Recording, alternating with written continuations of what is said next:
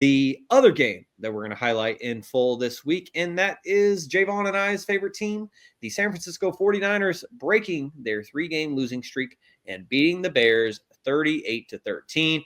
Toddy, this had to be a bit bittersweet for you because you saw your favorite team get the win and break their losing streak, but they had to absolutely smack your I don't know what should we call the Bears? They're not your NFC team because that's the 49ers, but what how would you describe your relationship with the Bears and what did you think of this game overall? Well, yeah, it was bittersweet. I kind of knew we were gonna beat the shit out of the Bears, just given everything going on. Thanksgiving, they got a lot of turnover going on and just turmoil. And apparently, there was a rumor saying that our coach was gonna get traded to the Bears. I didn't see anything like that, and obviously Shanahan came out and said, "Yeah, I don't know where that's coming from. That's nonsense." But I'm still a little meek over the win. I get it. We won in convincing fashion. I'm not one of those Niner fans that's going to come out and say, Niners are back. We're back, guys. We run the NFC again. Remember, see what we just did? I'm like, let's pump the brakes a little bit. You know, there's a couple Niner fans that I saw that were posting saying that we're back. And I said, are we back? Are we?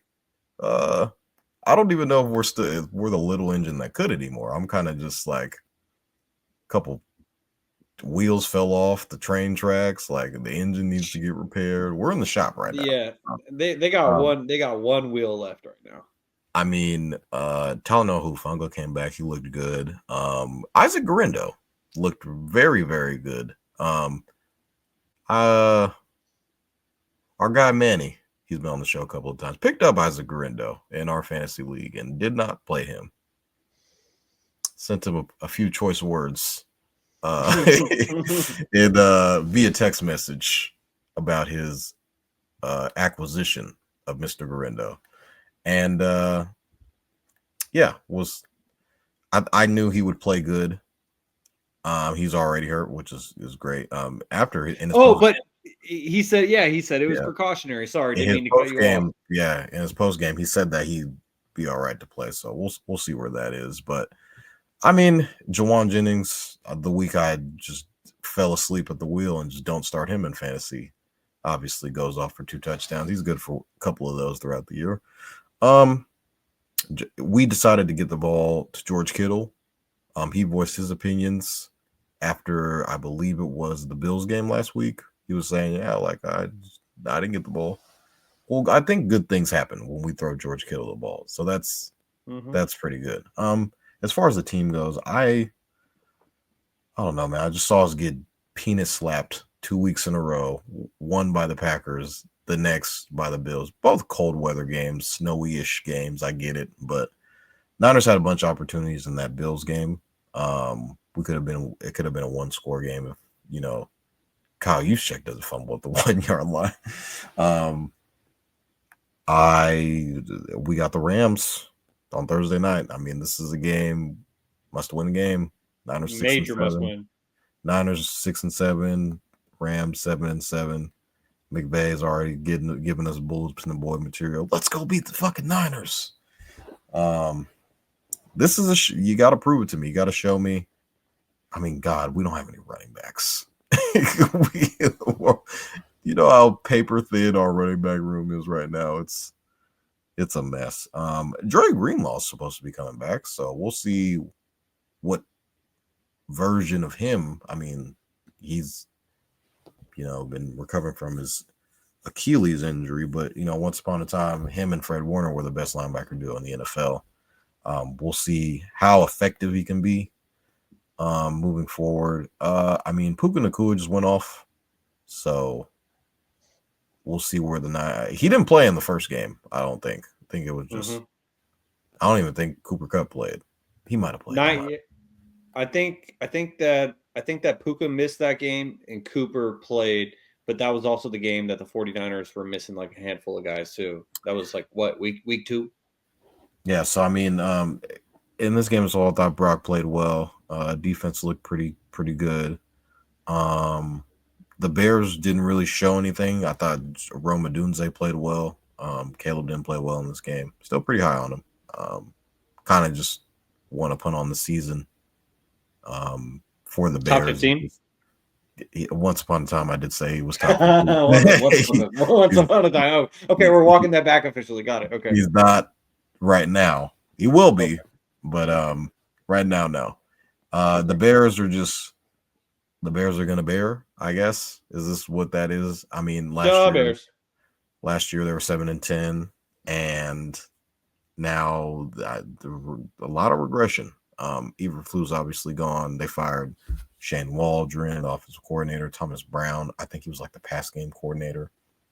Now he's the interim head coach. So I mean, just a lot of turnover going on. I even saw something about Keenan Allen. They asked him if he wanted to come back, and he said it was between him going back to the Chargers or going to the Bears.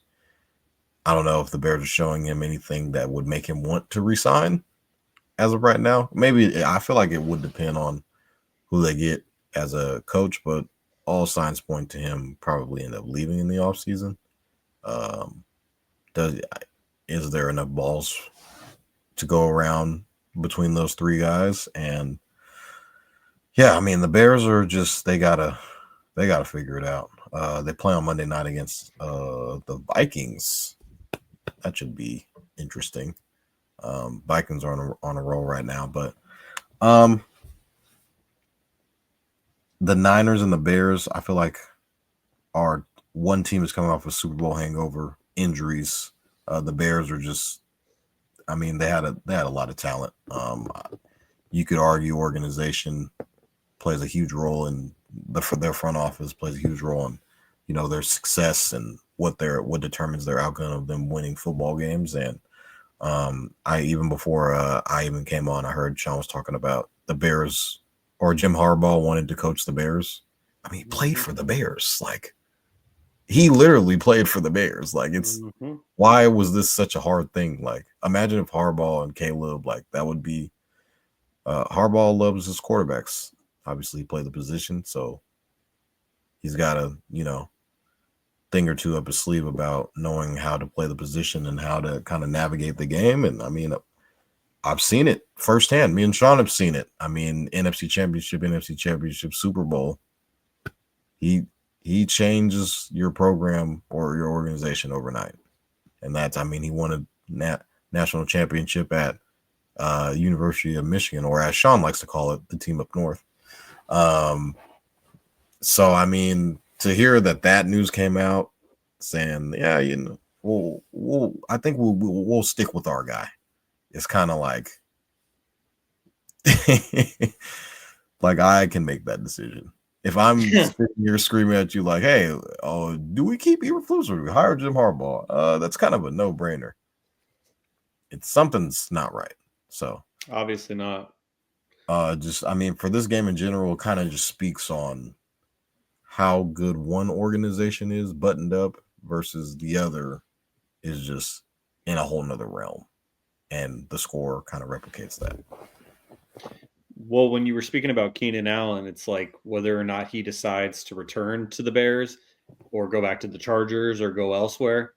If he wants to play for Jim Harbaugh, he now would end up going back to the Chargers because obviously the Bears missed their shot with that. Who knows who the Bears end up hiring as their next full-time head coach, but it certainly is not going to be Jim Harbaugh because the Chargers got him now and they're not going to let him go. But Kaz, what did you think about this game as the 49ers beat the Bears 38-13 and bounced back from their losing streak? This is the Niners that you guys and probably the rest of the league have been waiting on. The NFC West has been vulnerable. It's been open. And the Niners, even though you guys have played bad, been riddled with injury, you guys are still right there. And this is what I was just talking about, I think, last week. I said, or 2 weeks ago, I said, you guys will be fine as long as you guys can string together some big wins. This was a big win. Yes, this was a big – well, everyone's a big win, but this was a big win. Chicago has a solid defense. Chicago has played every team besides, I think, now 3, you guys being the third one, 2 at one-score game. And usually they're not high-scoring. So the fact you guys threw up 38 points, 38-13, that's a San Fran win. That's what it should look like. And that's what a good team does to a very bad team. And the Bears right now are a very bad team. They don't have a good offense. Caleb is starting to find his groove, but it doesn't matter. They don't have enough help on the offensive side, within the offensive line, to give Caleb what he needs to be successful, and they will at some point in the future. But all in all, you guys still have better defense. You guys still have better weapons on offense. Yeah, you don't got Chris McCaffrey, but you got to look at it like this. And I think I mentioned this in previous podcasts as well. Christian McCaffrey he's overkill. Just because you don't have overkill doesn't mean that you cannot be good. And it's also a running back. And there's a reason why running backs get paid before, of course, Saquon and Derrick Henry right now, but why they're getting paid less and less over the last, 15 years. Because you can find any Joe Blow off the street and make them good running back behind a solid offensive line and good play calling. So, yeah, you got Isaac Guerrero out there. Jordan Mason. Who said Jordan Mason's better in the first place? Nobody was mentioning Jordan Mason at all until CMC got hurt. I didn't know who the fuck that guy even was. I knew him because of fantasy football. That's it. I knew CMC, and I think it was last Elijah Moore, or not Elijah Moore, but Elijah Mitchell. Yep. The running back you guys had. That's who I knew. Jordan Mason came out of nowhere because we had to find out about Jordan Mason, not because of who he was. It's just that simple. So you guys, Toddy said it best. He's like, you guys found Kittle. Good things happen when you find Kittle, of course. And Kittle had a phenomenal game. Without finding the end zone, he's still – if he found the end zone, I mean, that'd be a stupid game for Kittle. But he had what? 150-some yards, right? Yeah, 151 yards on 6 catches. Yeah. Averaging 25 yards a catch. And you got Jawan Jennings damn near 100 yards. And this is all without CMC and Brandon Ayuk and Debo giving you 2 catches for I don't even know how many yards. 22 yards. Okay. Good teams find a way to beat bad teams. And really good teams find a way to beat bad teams the way that you guys did. That's how it should happen. The Bears had honestly, this is more of a testament to the Bears than it is to you guys. The Bears, I don't know what the hell they were doing. You can't do that. You guys get rid of Eberflus. That was a problem, right? And then this happens. You still got DeAndre Swift averaging 2 yards a carry this game. Oof. You still got Keenan Allen, right? He played, Keenan Allen. What would you say, DJ Moore? Nothing to show for it. Nothing to show for it. And your defense, like I said, has held teams to a decent, amount of, low scoring games for the most part. Nothing too crazy. They're not getting blown out 40 to 16 and stuff like that. Teams aren't really scoring 30 on the Bears. So you can't use that as an excuse. The Bears defense for the first half of the season was playing lights out for the most part. They just weren't winning games. So, I mean, this was just a really good look for the Niners and a really bad look for the Bears. The Bears are not – well, now they're probably in their tank phase now. But even before that, you went out and you're Chicago. You have a positive record, and you have a chance to make the playoffs possibly. Possibly. Slight, but it's possibly. Now you do not anymore. So, watching this game, just what stood out to me was just the poise of the Niners offense. Everything was clicking. Purdy was doing what he needed to do. George Kittle was, saving the day, put his cape on. Garendo did what he needed. It just made sense. The offense made sense. And then your defense, which has always been good and always will be good as long as you guys have, guys like what's his name? You said Dre Greenlaw was coming back, and then you got Fred Warner, and then Nick Bosa wasn't even in that game. So picture what that would look like. You know what I'm saying? So he didn't play last game either? Yeah, Trent Williams didn't play, and Nick Bosa did not play. Did you say Trent or Fred? Trent Williams. Oh, I thought you said Fred. I'm pretty sure Fred played. The thing about Fred though, he's been playing through a fractured ankle for a majority of the season. He fractured his ankle in the win against the Patriots, and he's just been getting it wrapped up in a bunch of medicine the entire time. And so he's on one leg. Yeah. So I mean, it was one of those games where I was like, Chicago, it's not your year right now. I'm not waiting another week like Toddy would to put my best on you guys to win. No. You guys should lose this game, and you guys did lose that game handedly. And that's just the way that it was supposed to go, I think. So the Niners, on paper, even with all their injuries, is the better team than the Bears, I'd like to say. And when it's all said and done, you guys are actually fighting for something, and the Bears are not. So this is that point of the season where you're going to see these really bad teams just roll over and die. I think Chicago's going to be one of those teams. And, I mean, it is what it is. So just one of those situations where I think the Niners took full advantage, and they got the Bears down. They stepped on their throats, and they didn't let up, and that's what it looks like. So you guys got a big one next week, and I mean, you got a big one every week. We got a real big one next week, and that could change a lot for you guys. So we'll wait and see. And Kaz, to your point, I feel like the Bears, when their mindset actually shifted from we could contend for a wild card spot to all right, we should probably start tanking or it's not looking good for us, was in that Washington game with the Hail Mary that tips back to Noah Brown, and the Bears go from getting a big win in conference to having it ripped away from them. And that's just the bad luck that the Bears always seem to face, which is the opposite for a team like the Chiefs. And so at that point, the Bears were just fighting to keep their season alive. Obviously, now it's done, and they just can see what they have with the makeup of the team that they have. You mentioned the 3-star wide receivers, along with Swift at running back. Caleb Williams is obviously going to be a great quarterback long term. Toddy, he may not be top 15 right now or ever to this point. However, he does have that rookie streak for most throws without an interception. He's at like 200 something now that they mentioned during the game broadcast.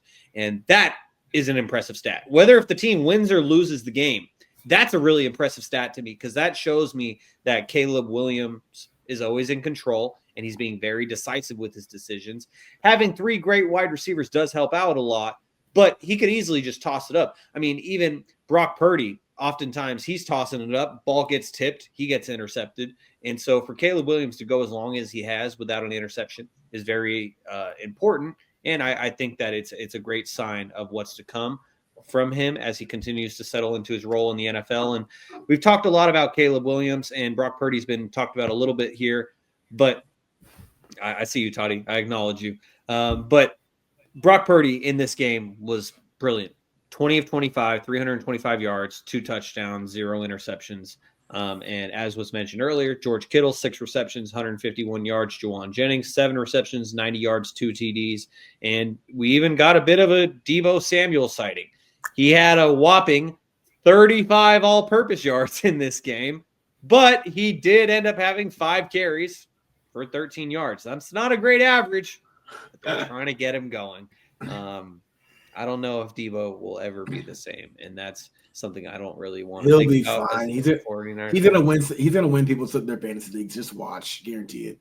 Oh man, I sure hope so, because I got him in our Stats Over Politics fantasy football league, and Kevin actually absolutely smacked me to end the season. But I had already clinched a playoff spot. Kevin was fighting to get in, and so now we shall see how the playoffs go. All I know is Toddy got a first-round bye, and so Toddy's already advanced to the second round. I lost my first-round bye with the loss. Back up, bro. And the audio-only listeners, you are missing out on all the great views that you get from the YouTube broadcast, including all the smirks and smiles. As